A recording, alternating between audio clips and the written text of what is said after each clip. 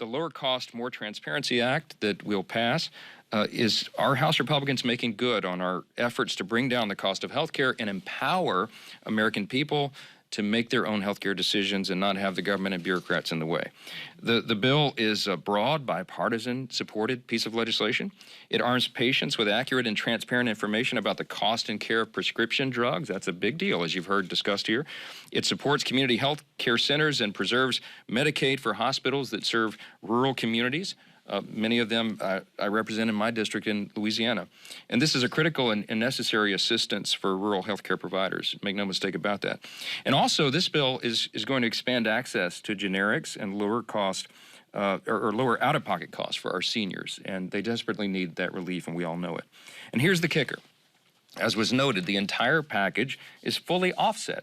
And so it actually reduces the deficit by more than $700 million. What a concept.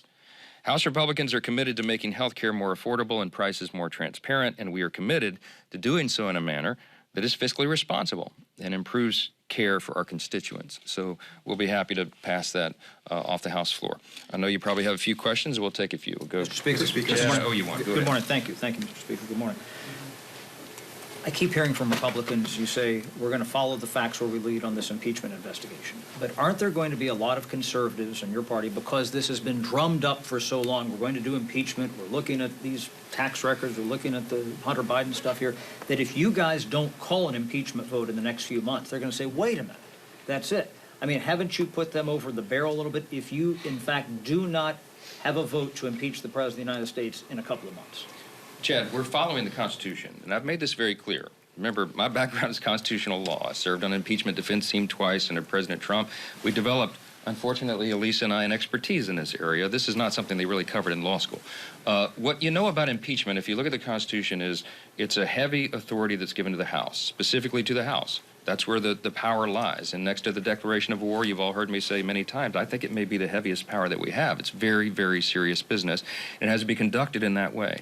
The impeachment inquiry is necessary now, as Whip Emmer just explained, because we've come to this impasse where following the facts where they lead is hitting a stone wall, because the White House is impeding that investigation now. They're not allowing witnesses to come forward and thousands of pages of documents. So we have no choice. To fulfill our constitutional responsibility, we have to take the next step. We're not making a political decision. It's not. It's a legal decision. So people have feelings about it one way or the other. We can't prejudge the outcome. The Constitution does not permit us to do so.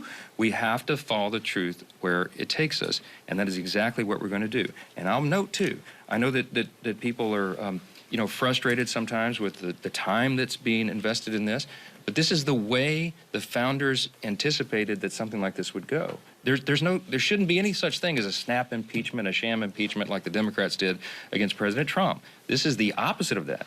And that's why people are getting restless, because they want things to happen quickly. If you follow the Constitution and you do the right thing, you cannot rush it. You have to follow the facts. So, but you don't think there's an expectation by the base that you guys are going, again, I know all these predicates and caveats here. There's not an expectation that your side is going to impeach the president because that's what they were elected in the majority for. People have a lot of opinions and a lot of expectations on all sides. What we are bound to do, because of our oath to the Constitution, is to follow it, and that's what we're going to do. Next question. Yeah. And just to follow up on that, thank you, Mr. Speaker. If you get into the spring and decide not to impeach the president based on the inquiry, you would be comfortable with that decision, essentially absolving him months before a presidential election? We're not going to prejudge the outcome of this. We can't, because, again, it's not a political calculation. We're following the law, and we are the rule of law team, and I'm going to hold to that. That's my commitment. Mr. Speaker, can you talk a bit about the negotiations around spending top lines? What are the biggest roadblocks around that, and are you concerned at all about the upcoming deadline in a few weeks?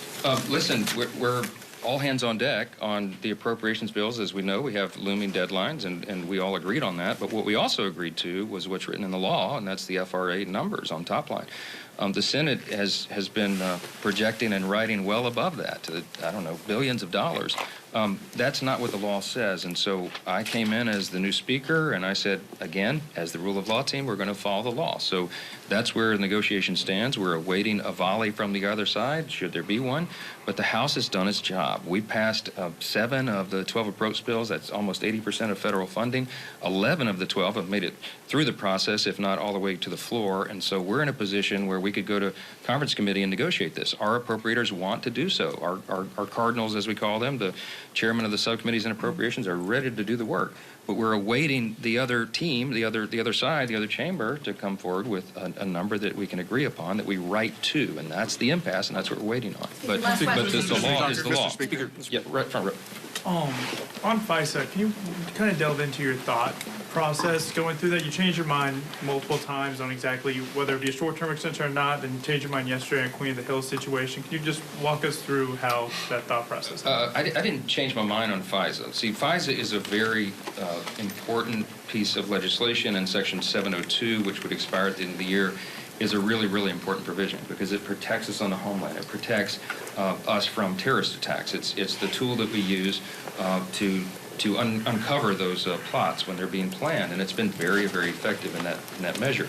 And that's why you have conservatives and liberals, progressives, who agree that it's a really important tool. What we all also agree on is that it must be dramatically reformed because it's been abused 287,000 times, I think, between 2020 and 2021. The FBI did queries on American citizens in violation of that law and our basic civil liberties. So we have this very important matter to determine and resolve, and you have lots of different opinions on where that is. We have two committees of jurisdiction, Judiciary and the Intelligence Committee, who have worked up different measures, different bills. We've only had the text of those for 4 or 5 days, something like that, about a week, and here we are near the end of the deadline. Now, as soon as I became Speaker, we knew the deadline was coming, and I brought those committees together. They were working from a working group, a task force that was put forward by 3 members of both committees that worked for about 6 months.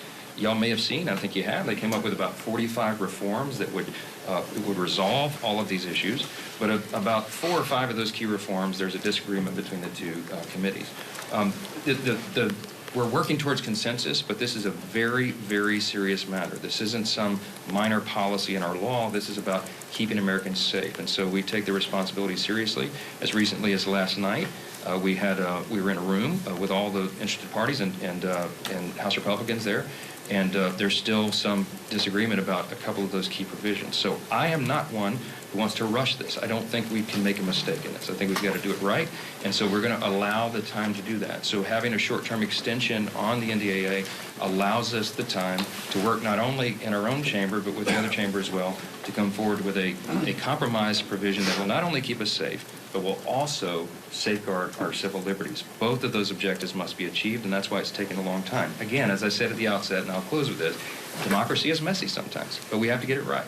We're the greatest delivery body in the world, and we're going to do our job and do it well. Sometimes it takes more time than we would like, but it's worth it to get it right, especially on a product as important as FISA. So that's what we're going to do. Thank you all. Thank you. Thank you. Hi, everyone. George Stephanopoulos here. Thanks for checking out the ABC News YouTube channel. If you'd like to get more videos, show highlights, and watch live event coverage, click on the right over here to subscribe to our channel. And don't forget to download the ABC News app for breaking news alerts. Thanks for watching.